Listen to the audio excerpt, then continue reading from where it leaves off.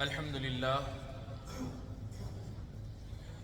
لله شكرا وامتنانا والشكر له وفاء وعرفانا سبحانه جعل لكم من أنفسكم أزواجا ونشهد أن لا إله إلا الله اعترافا بوحدانيته وإقرارا ونشهد أن سيدنا ونبينا محمدا رسول الله أعظم الناس وفاء صلى الله وسلم وبارك عليه وعلى آله وصحبه أجمعين ومن تبعهم بإحسان إلى يوم الدين أما بعد فأوصيكم عباد الله ونفسي بتقوى الله في السراء والضراء والتجلي بخلق الوفاء قال تعالى والموفون بعهدهم إذا عاهدوا والصابرين في البأساء والضراء وحين البأس أولئك الذين صدقوا وأولئك هم المتقون صدق اللہ العظیم۔ عزیزان گرامی، میرے عزیز بھائیوں، ہمارے آج کے خطبے کا موضوع سخن بیوی ہے، جو ہماری اولادوں کی ماں، نسلوں کی معمار، گھر کا ستون اور وہ جوہر نایاب ہے جسے اللہ تعالیٰ نے سکون و اطمینان کا گہوارہ اور رحمت و محبت کا سر چشمہ بنایا ہے۔ ارشاد باری تعالیٰ ہے وَمِنْ آيَاتِهِ أَنْ خَلَقَ لَكُمْ مِنْ أَنفُسِكُمْ أَزْوَاجًا لِتَسْكُنُوا إِلَيْهَا وَجَعَلَ بَيْنَكُمْ مَوَدَّةً وَرَحْمَةً، اور اس کی نشانیوں میں سے یہ بھی ہے کہ تمہارے لیے تمہیں میں سے بیویاں پیدا کی تاکہ ان کے پاس چین سے رہو اور تمہارے درمیان محبت اور مہربانی پیدا کر دی۔ لہذا ہر شوہر کے شایان شان ہے کہ وہ اپنی بیوی کے ساتھ مخلص ہو، اس کے ساتھ تعامل میں وفادار ہو، اپنے مال و جذبات میں اس کے ساتھ سخاوت کا مظاہرہ کرے اور بخیل نہ ہو، اس مضبوط عہد و پیمان کی پاسداری کرتے ہوئے جو بوقت نکاح دونوں کے درمیان ہوا، جیسا کہ اللہ تعالیٰ نے فرمایا وَأَخَذْنَ مِنْكُمْ مِيثَاقًا غَلِيظًا، یعنی اور وہ عورتیں تم سے پختہ عہد لے چکی ہیں۔ لہذا بیوی کے ساتھ وفا نبھانا اعلیٰ اخلاق ہے اور ہر دیندار پر فرض ہے۔ یہ وصف اہل شرافت و مردانگی کا خاصہ اور اہل فضل و مروت کا شیوہ ہے۔ نبی کریم صلی اللہ علیہ وسلم اپنی ازواج مطہرات کے ساتھ وفاداری کی اعلیٰ مثال تھے، جو ہر شوہر کے لیے قابل تقلید ہے۔ آپ صلی اللہ علیہ وسلم ان کے فضائل کا اعتراف کرتے، ان کی خدمات کو سراہتے، ان کے کاموں کو قدر کی نگاہ سے دیکھتے، ان کی لغزشوں سے درگزر فرماتے۔ آپ صلی اللہ علیہ وسلم کا ارشاد گرامی ہے لا یفرق مؤمن مؤمنا ای لا یبغض زوج زوجته یا ان کرہ منها خلقا رضی منها آخر، یعنی کوئی مومن اپنی مومنہ بیوی سے بغض نہ رکھے، اگر اس کی کوئی بات ناپسند ہو تو کسی دوسری بات سے خوش ہو جائے۔ اسی طرح نبی کریم صلی اللہ علیہ وسلم اپنی ازواج مطہرات کے جذبات کا خیال رکھتے اور ان سے محبت کا اظہار فرماتے۔ ایک موقع پر آپ صلی اللہ علیہ وسلم سے پوچھا گیا آپ کو لوگوں میں سب سے زیادہ محبوب کون ہے؟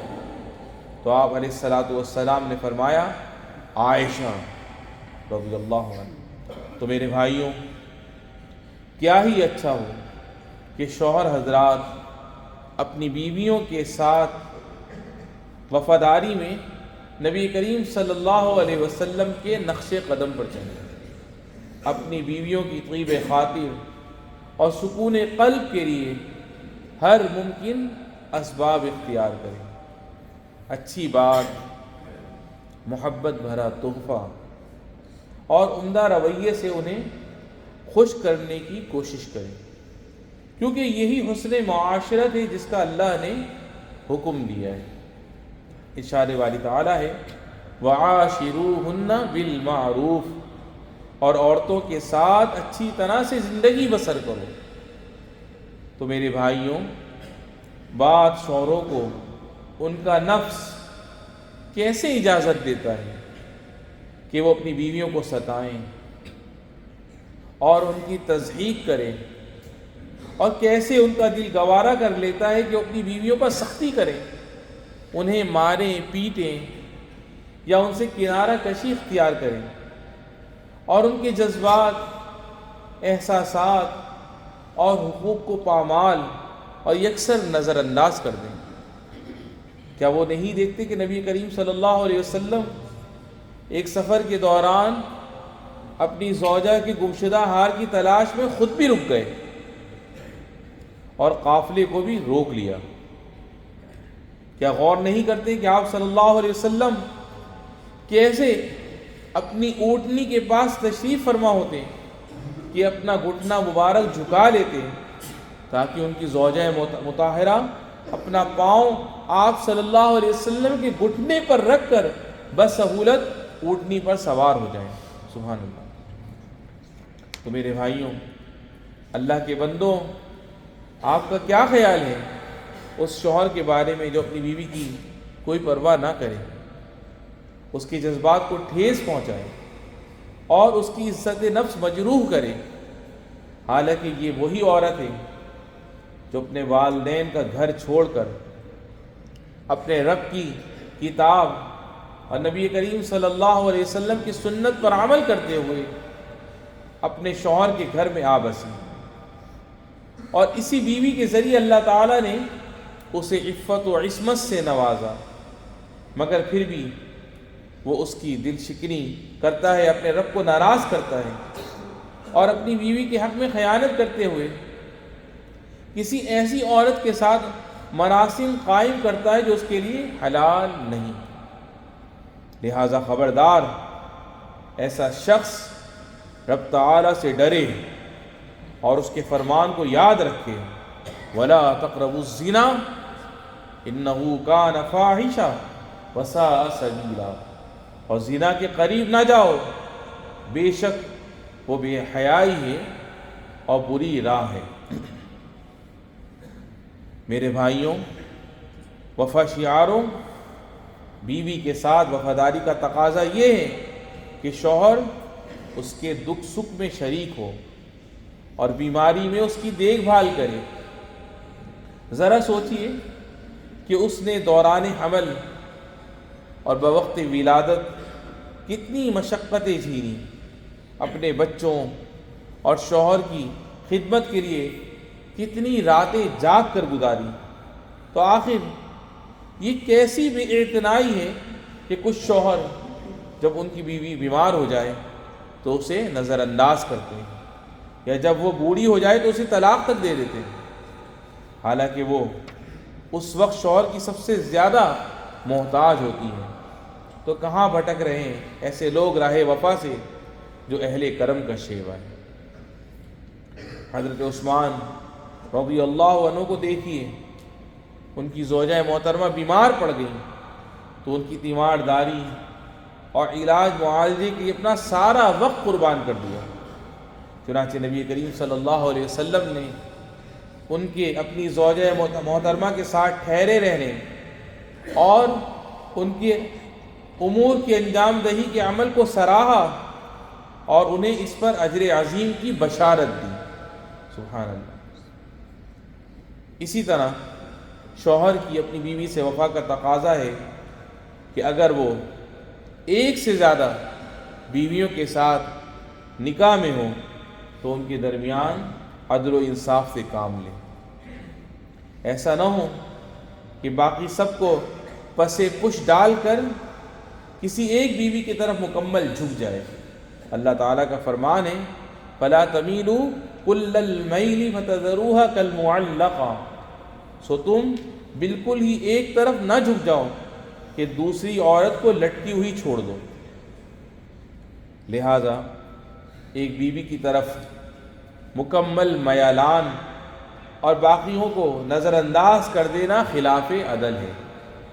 بلکہ یہ ظلم ہے جس سے اللہ تعالیٰ نے منع فرمایا ہے۔ اور نبی کریم صلی اللہ علیہ وسلم نے ایسا کرنے والے شخص کے بارے میں وعید سنائی اور فرمایا یوم القیامت احد شقیہ مائل، یعنی روز قیامت وہ اس حال میں آئے گا کہ اس کا ایک پہلو جھکا ہوا ہوگا۔ اے اللہ ہمیں اپنی بیویوں کے ساتھ وفا شعاری اور ان کے حقوق ادا کرنے کی توفیق عطا فرما، تیری اور تیرے رسول کی اطاعت کرتے ہوئے اور ان کی اطاعت کرتے ہوئے جن کی اطاعت کا تو نے اپنے اس فرمان میں حکم دیا یا ایھا الذین آمنوا اطیعوا اللہ واطیعوا الرسول واولی الامر منکم اقول قولی واستغفر اللہ ربی۔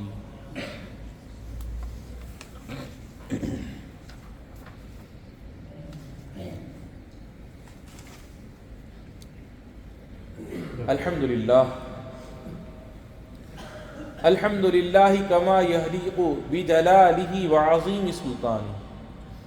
حمدا لا نہایۃ لعدد ولا آخر لأمد، والصلاة والسلام علی سیدنا ونبینا محمد خاتم رسل وعلی آلہ وصحبہ ومن اقتدى بہدیہ، اما بعد۔ میرے مومن بھائیوں، وفا شعاروں، شوہر کی اپنی بیوی کے ساتھ وفاداری کا ایک عظیم مظہر یہ بھی ہے کہ تقدیر الہی سے اگر طلاق ہی ان دونوں کا مقدر بن جائے تب بھی وہ اپنی بیوی کے بارے میں کلمہ خیر کے سوا کچھ نہ کریں اور اس کے ساتھ حسن سلوک کا برتاؤ جاری رکھیں، اللہ تعالیٰ کے اس فرمان پر عمل کرتے ہوئے وَلَا تَنْسَوُا الْفَضْلَ بَيْنَكُمْ، اور آپس میں احسان کرنا نہ بھولو۔ لیکن سر افسوس کہ بعض شوہر طلاق دینے کے بعد اپنی بیوی کی برائیاں بیان کرنے میں ذرا دریغ نہیں کرتے، اسے اس کے بچوں سے دور رکھتے ہیں اور ہر وہ کام کرتے ہیں جس سے اسے تکلیف پہنچے، اور اب تعالیٰ کے اس قول سے غافل ہو جاتے ہیں او فارقوہن بمعروف، یا انہیں بھلے طریقے سے جدا کر دو۔ میرے بھائیوں، وفاداری کی بہترین مثال اس وقت بھی سامنے آتی ہے جب بیوی انتقال کر جائے تو وفادار شوہر اپنی فوت شدہ بیوی کے لیے دعا کرتا ہے، اس کے حق میں اپنے نیک جذبات کا اظہار کرتا ہے۔ نبی کریم صلی اللہ علیہ وسلم کی مثال لے لیجئے کہ جب حضرت خدیجہ رضی اللہ عنہا کی وفات کے بعد آپ صلی اللہ علیہ وسلم کے سامنے ان کا ذکر ہوا تو آپ صلی اللہ علیہ وسلم نے فرمایا انی قد رزقت حبہا، مجھے ان کی محبت عطا کی گئی۔ اسی طرح آپ صلی اللہ علیہ وسلم ان کے فضائل گنواتے ہوئے فرماتے ہیں قد آمنت بی اذ کفر بالناس وصدقتنی اذا کذبنی الناس وواستنی بمالیا اذا حرمنی الناس ورزقنی اللہ عز وجل ولدها اذ حرمنی اولاد النساء، یعنی انہوں نے اس وقت مجھ پر ایمان لایا جب لوگوں نے انکار کیا، میری اس وقت تصدیق کی جب سب لوگ میری تکذیب کر رہے تھے، اور اپنے مال سے میری ہمدردی اس وقت کی کہ جب کہ لوگوں نے مجھے اس سے دور رکھا، اور اللہ نے مجھے ان سے اولاد عطا کی جبکہ باقی عورتوں سے محروم رکھا۔ اسی طرح آپ صلی اللہ علیہ وسلم ان کی سہیلیوں کی عزت و تکریم فرماتے ہیں، اور جب بکری ذبح فرماتے ہیں تو اس میں سے کچھ گوشت ان کو بطور ہدیہ بھجوا دیتے، اور آپ علیہ الصلوۃ والسلام فرماتے ہیں ان حسن العہد من الایمان، عہد کی پاسداری ایمان کا حصہ ہے۔ لہذا میرے بھائیوں، ہمیں اپنے نبی صلی اللہ علیہ وسلم کے اسوہ حسنہ پر چلنا چاہیے، اپنے آباء و اجداد کی روایات کو اپنانا چاہیے، اور اپنی بیویوں کے ساتھ وفاداری کا اعلیٰ نمونہ پیش کرنا چاہیے تاکہ وہ جنت میں ہماری رفیق ہوں، جیسا کہ اللہ تعالیٰ نے فرمایا جنات عدن يدخلونها ومن صلح من آبائهم وازواجهم وذریاتهم، یعنی ہمیشہ رہنے کے باغ جن میں وہ خود بھی رہیں گے اور ان کے باپ دادا اور بیویوں اور اولاد میں سے بھی جو نیکوکار ہوں۔ اللہ رب العالمین ہمیں ان باتوں پر عمل کی توفیق عطا فرمائے، اور ہمیں ہمارے والدین، ہمارے بہن بھائی اور بیوی بچوں کو صحت و سلامتی اور عافیت والی زندگی عطا فرمائے، اور جن کے والدین اور بہن بھائیوں میں سے عزیز و اقارب میں سے جو بھی تیری بارگاہ میں چلیں گے رب العالمین، ان سب کی بے حساب بخشش و مغفرت فرما۔ ھذا وصلی اللہ وسلم وبارک علی سیدنا